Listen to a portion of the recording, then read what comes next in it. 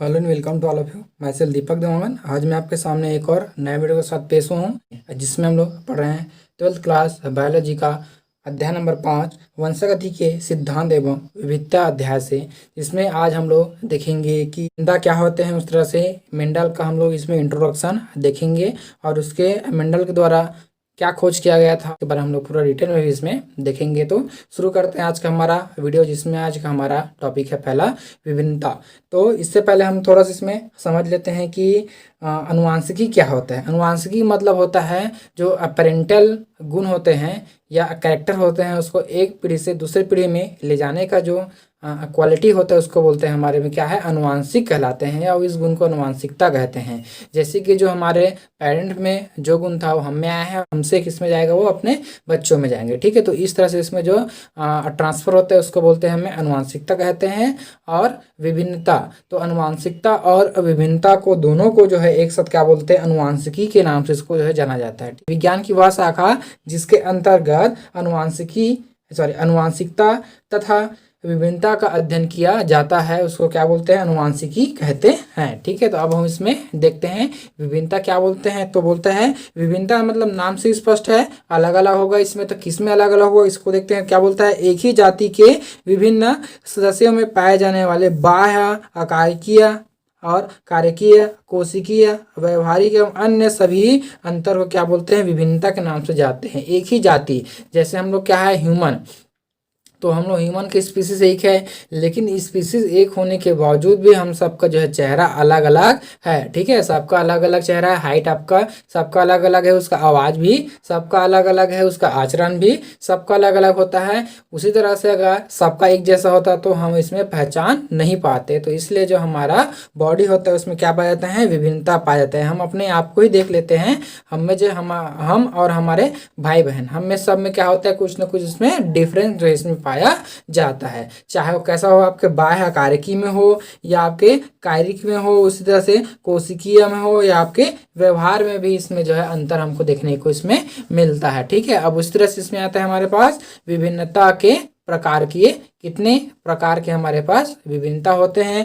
तो इसमें आते हैं हमारे में अनुवांशिक विभिन्नता। अनुवांशिक क्या होते हैं, विविधता, मतलब होते हैं वे विविधताएं एक पीढ़ी से दूसरी पीढ़ी में जो है स्थानांतरित होते हैं। ऐसा विविधता जो एक पीढ़ी से दूसरी पीढ़ी में जो है वो स्थानांतरित होते ही रहता है, उसको बोलते हैं क्या, अनुवांशिक विविधता कहते हैं। ठीक है, अब उसके बाद आते हैं हमारे में वातावरणीय विविधता। तो बोलते हैं वे वेरिएशन जो वातावरण के साथ वातावरणीय कारक, जैसे हमारे पास ताप, नमी, प्रकाश, भोजन के द्वारा जो है पैदा होता है, इसको बोलते हैं वातावरणीय विविधता कहते हैं। क्योंकि हम इंसान में एक स्पेशल क्वालिटी होता है कि वो एटमॉस्फेयर के अनुकूल, वातावरण के अनुकूल जो अपने आप को ढाल लेते हैं, उसी तरह से वो जीवित रहते हैं। तो इसी में क्या रहते हैं हमारे पास, वातावरणीय विविधता हमको देखने को मिलता है। और आपको एक और एग्जाम्पल रूप में बता दूं, जैसे हमारे इंडिया में क्या पाए जाते हैं, तीनों रंग के इंसान मिलेंगे। एक मिलेगा व्हाइट, मतलब थोड़ा से गोरे मिलेंगे, सांवले मिलेंगे और काले मिलेंगे। ठीक है, तो हमें क्या है, वो अलग अलग जो है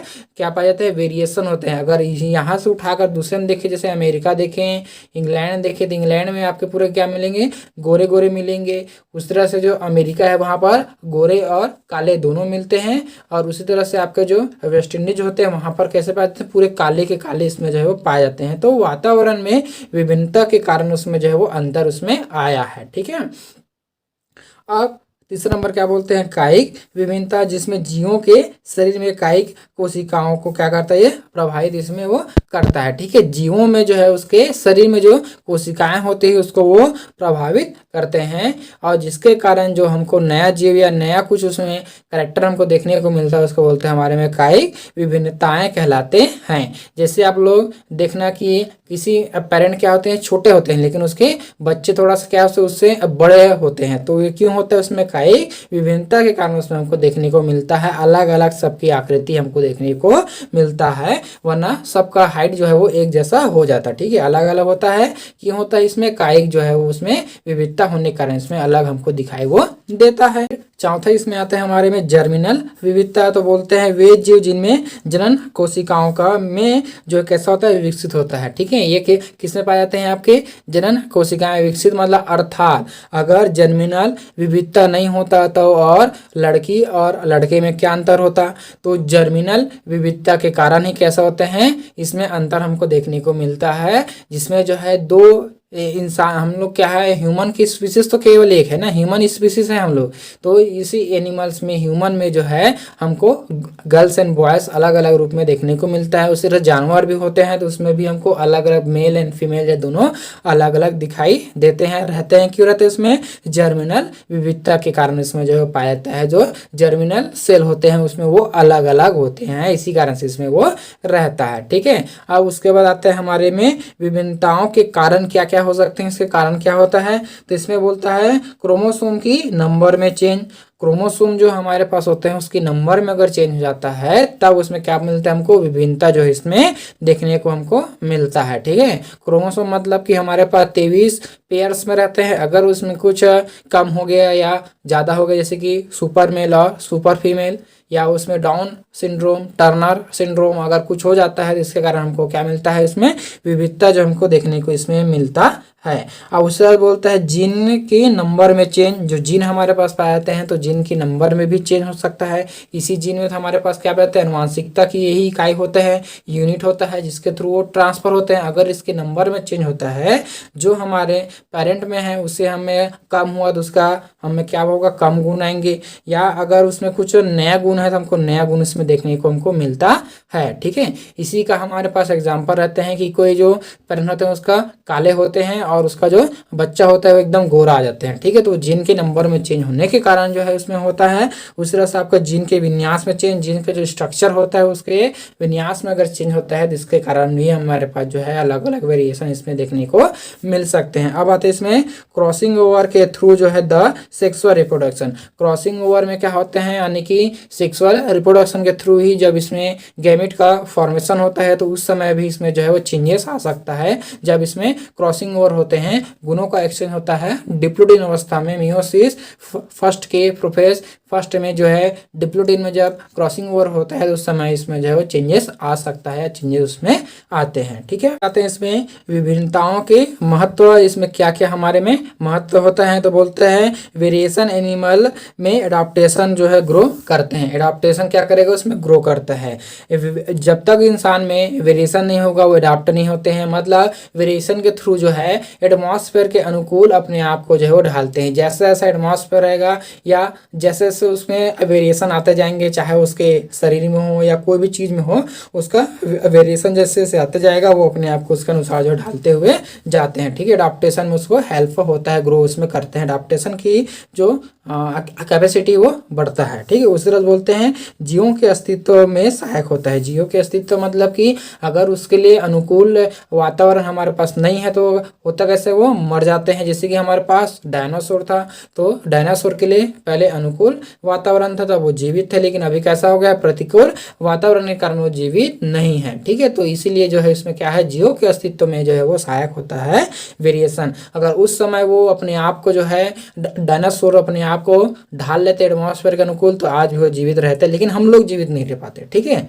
इस तरह से उसमें जो है वो एडाप्टेशन इसमें होता है और अस्तित्व में सहायक होते हैं। ठीक है, अब उसके बाद बोलते हैं असतत वेरिएशन से न्यू कैरेक्टर जो इसमें ग्रो होते हैं। असतत वेरिएशन मतलब लगातार अगर उसमें वेरिएशन होते रहते हैं, इसमें जो है आपका न्यू कैरेक्टर इसमें ग्रो होता है। जैसे आप लोगों ने देखे होंगे कि कोई जो इंसान होते उसमें 6 उंगलियां होते हैं, जैसे कि ऋतिक रोशन को आप लोग देख ले उसमें 6 उंगलियां हैं उसके, तो 6 उंगली करने क्या क्या है, उसका वेरिएशन के कारण है उसमें जो है वो चेंजेस होकर जो है उसमें आया है। ठीक है, तो उस तरह से अगर उसमें असतत उस रूप से लगातार उसमें वेरिएशन होता है तो कुछ समय बाद जो है वो हमारे पास क्या होगा, न्यू कैरेक्टर्स के रूप में हमें जो है ग्रो होकर मिलेगा, लेकिन नया स्पीसीज के रूप में हमको जो है वो मिल जाता है। ठीक है, अब बोलता है वेरिएशन एंड न्यू स्पीसीज की ओरिजिन एंड ग्रोथ में हेल्प होती होती है, किसमें आपका वेरिएशन जो है आपका न्यू स्पीसीज, नया कोई जाति आने के लिए कि ओरिजिन में जो है ओरिजिन एवं जो ग्रोथ में हेल्प करता है। उसके ओरिजिन तो होगा वेरिएशन के थ्रू, असतत उसमें वेरिएशन हो रहा है जिसके कारण से उसमें ग्रोथ होगा, वो नया स्पीसीज बनेगा, लेकिन उसके ग्रोथ के लिए भी क्या करता है वो हेल्प करते हैं। जैसे एटमॉस्फेयर होता है उसी के अनुकूल वहां पर वो डेवलप होते हैं और वहां पर एनवायरमेंट के अनुसार आपको अपने आप को ढालते हैं।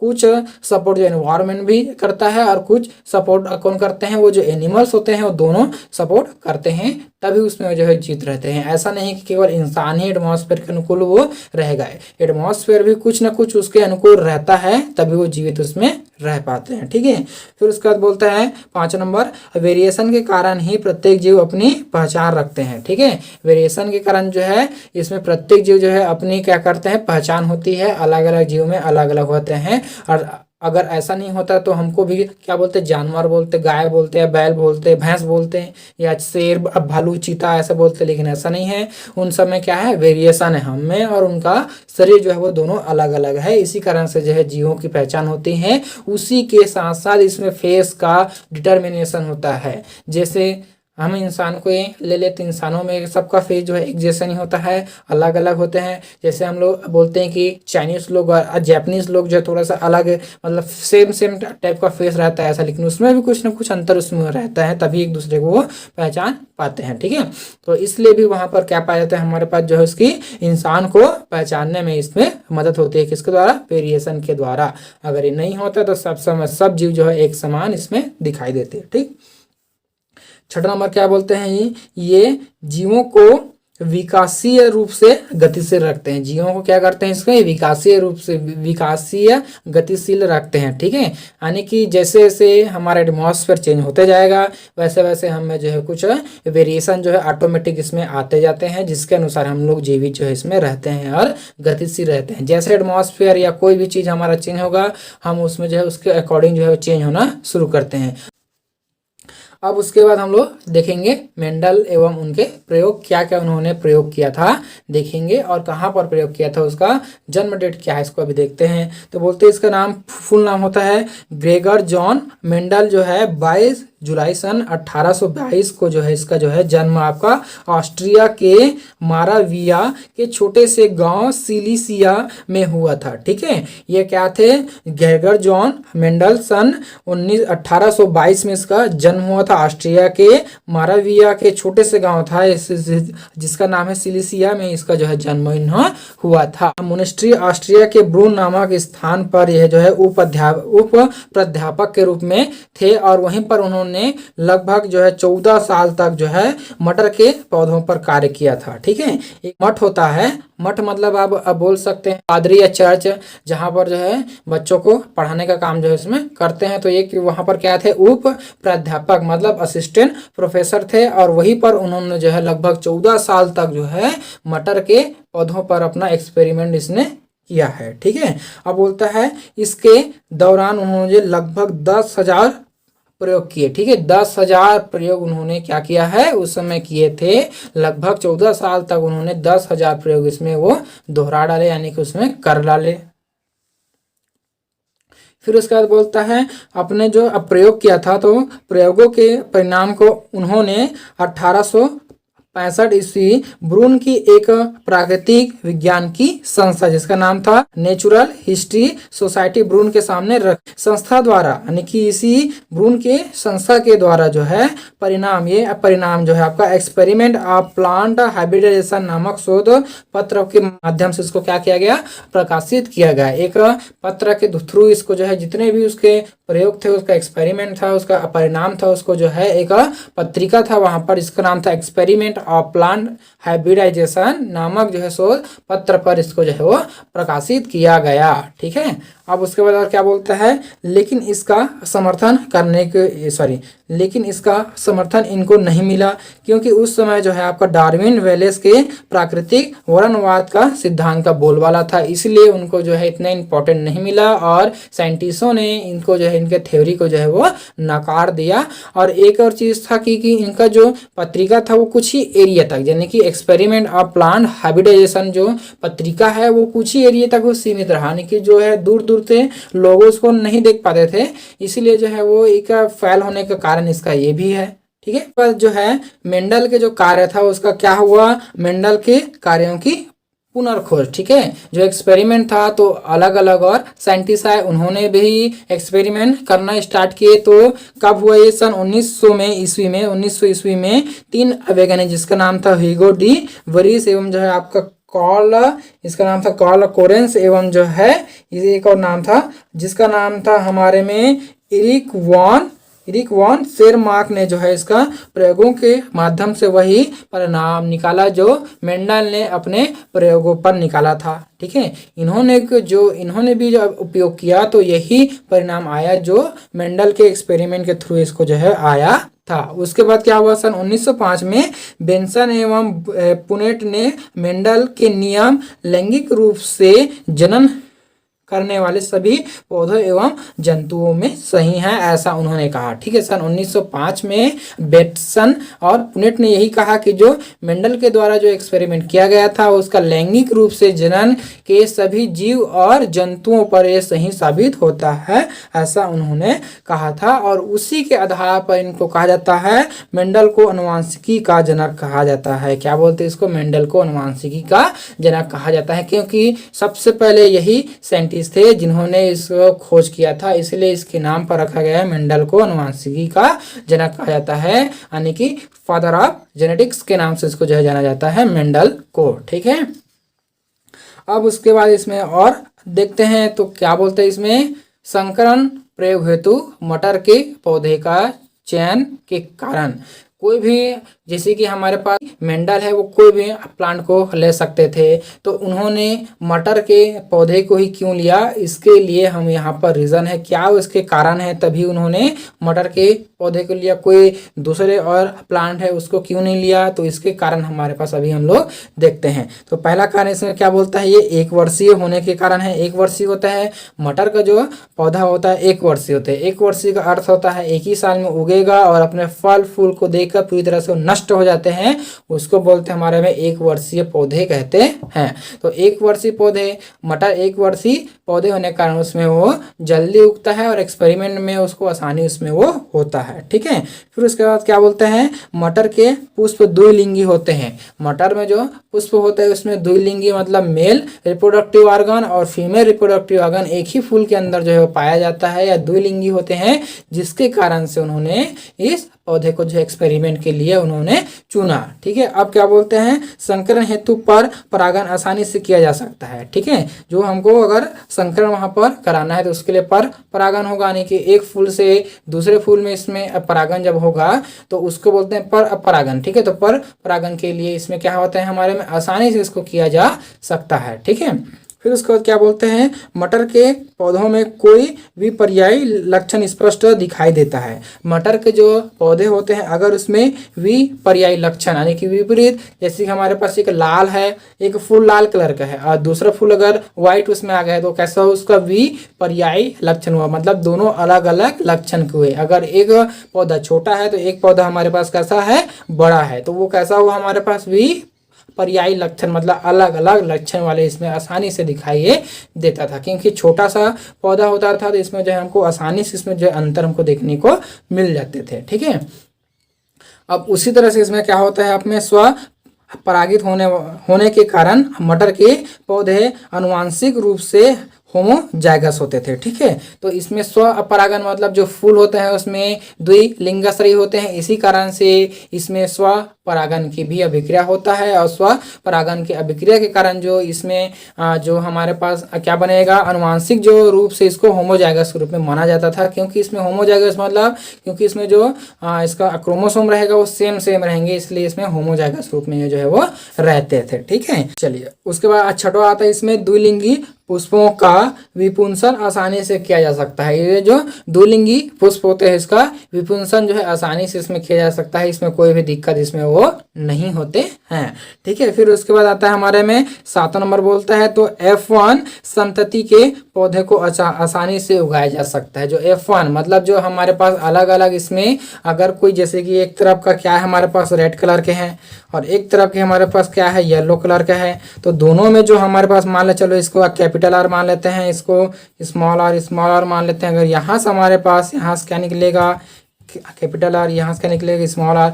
अगर दोनों के यहाँ पर फ्यूज होता है तो हमारे पास अब बन जाएगा कैपिटल आर स्मॉल आर। तो इस ये हमारा F1 पीढ़ी होगा। तो इस F1 को हम जो है इसको उगा सकते हैं, आसानी से इसको जो है उगाया सकता है, ये उग जाते हैं। इस तरह से इन्होंने जो है ऐसा मतलब इनके द्वारा जो है जब सर्च किया गया तो इनमें जो है इनके इस मटर के पौधे को चुनने का रीज़न हमको इतने सारे इसमें जो हमको प्राप्त होता है। ठीक है, तो आज हम लोग जो है केवल इतने को ही देखते हैं। अगला जो हमारा वीडियो आएगा वो आएंगे हमारे पास मटर में पाए जाने वाले भी पर्यायी लक्षण एवं जो है कुछ तकनीकी शब्द जो आपको बहुत ही ज़्यादा इम्पोर्टेंट है समझने के लिए। जब तक आप उस शब्द को नहीं समझोगे आप जेनेटिक्स को नहीं पढ़ पाते। इसीलिए मैं उसका पूरा सा इसमें और लाऊंगा, उसका मोस्ट इम्पॉर्टेंट जो उसमें वर्ड होते हैं उसका मीनिंग क्या होता है उसको मैं पूरा डिटेल में इसमें समझाऊंगा। तो अभी के लिए इतना ही। देखते रहिए हमारा यूट्यूब चैनल। धन्यवाद, थैंक यू।